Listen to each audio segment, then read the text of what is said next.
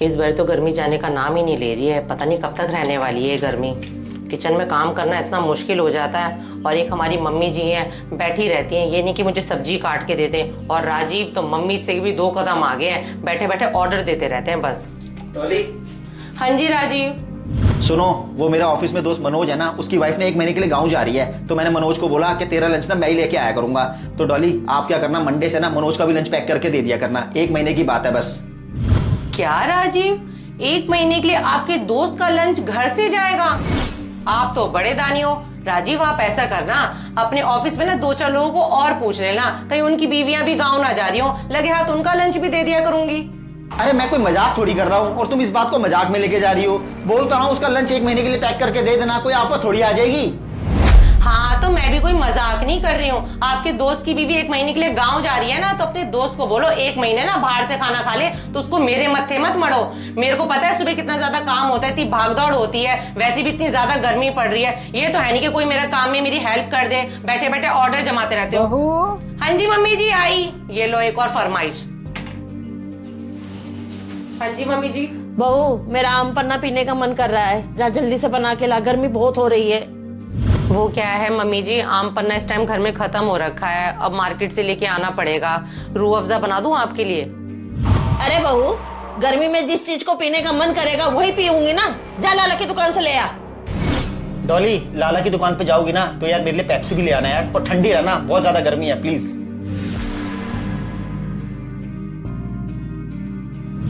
आ भाई विक्की, बैठ भाई।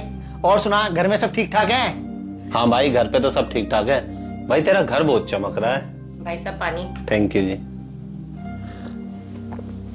भाई पानी ही पिलाएगा या कोई जुगाड़ भी है? अरे भाई तू चिंता क्यों कर रहा है, चल ऊपर छत वाले रूम में बैठते हैं और वहीं बैठ के प्रोग्राम सेट करेंगे। मैं तेरी भाभी से ना सलाद कटवा लेता हूँ और चखना मैंने ऊपर अलमारी में रखा है। चल ऊपर ही चलते हैं फिर।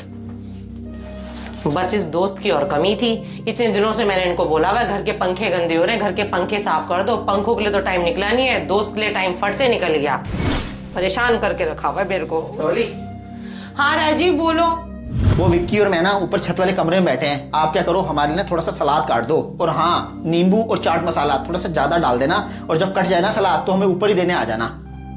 क्या राजीव, सलाद काट के मैं आपको ऊपर देने आऊं? राजीव थोड़ी तो शर्म कर लो। आप देख रहे हो कि मैं अपने काम में लगी हुई हूँ, सलाद तो आप भी काट सकते हो। आपकी ना वैसे फरमाइशें नहीं खत्म होती। इतने दिनों से मैंने आपको बोला हुआ कि घर के पंखे गंदे हो रहे, पंखे साफ कर दो, वो तो आपसे हुए नहीं। अपने दोस्त को बिठा लिया, अब 5-6 घंटे अब उसके साथ बैठे रहोगे ऊपर। क्या यार, तुम्हें तो थोड़ा सा फालतू काम क्या बता दो, तुम तो ना बहस करने लग जाती हो। अब हम आदमियों को पूरे हफ्ते में सिर्फ सैटरडे संडे तो मिलता है एंजॉय करने के लिए और रेस्ट करने के लिए, तुम उसमें भी अपनी टांग अड़ा देती हो।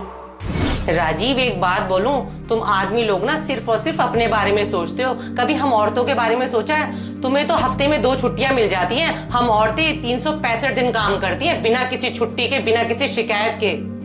हाँ तो तुम औरतें बनी घर के काम करने के लिए हो। तुमने यार पूरा मेरा मूड ही खराब कर दिया है। अब ऐसा करो, जल्दी से सलाद काट के ना हमें ऊपर देने आओ यार, वो अकेला बैठा है मेरा दोस्त।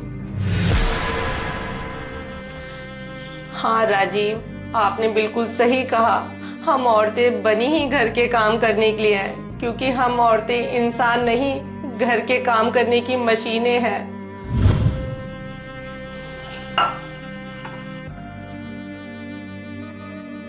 अच्छा हुआ बेटा तू आ गई। हम शाम को ना कल्याण ज्वेलर्स पे चलते हैं। मेरे पास बेटा एक ही कड़ा है, दूसरा भी बनवा लूंगी मैं। हाँ मम्मी, शाम को चलेंगे कल्याण ज्वेलर्स। अभी ना गर्मी बहुत ज्यादा है और गर्मी के मारे हालत खराब हो रखी है। आओ भाभी, आप भी बैठो।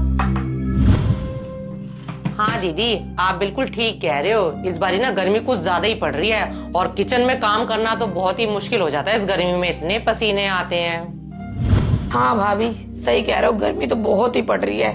और मम्मी 2 दिन की छुट्टियां पड़ी थी बच्चों की, उनको लेके इसीलिए मैं यहाँ आ गई। गर्मी में ना काम नहीं होता मेरे से, वहां लगी रहेगी मेरी सास गर्मी में काम करने के लिए।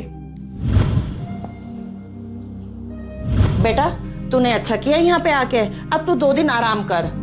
और सुन ले बहू, खाने में राजमा बना देना, चावल बना देना, मटर पनीर बना देना, और साथ में ना मूंग की दाल का हलवा बना देना, और रायता जरूर बनाना। मम्मी जी, खाने में इतना कुछ मैं अकेले कैसे बनाऊंगी?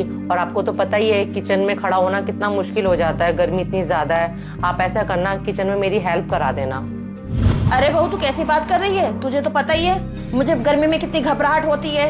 अब मेरी बेटी आई है, मैं बेटी के साथ बात करूंगी कि किचन में काम करवाऊंगी। मम्मी जी, वैसे मुझे बोलना तो नहीं चाहिए, गर्मी ना पर सबके लिए है। दीदी भी गर्मी से बचने के लिए और घर के कामों से बचने के लिए ना अपने ससुराल से यहाँ आ गई है। और आपको भी गर्मी में घबराहट होती है। मुझे गर्मी नहीं लगती, मुझे घबराहट नहीं होती, या मैं इंसान नहीं हूँ। गर्मी हो चाहे सर्दी हो, पूरे घर के काम मैं अकेले करती हूँ, कोई भी मेरी हेल्प नहीं कराता।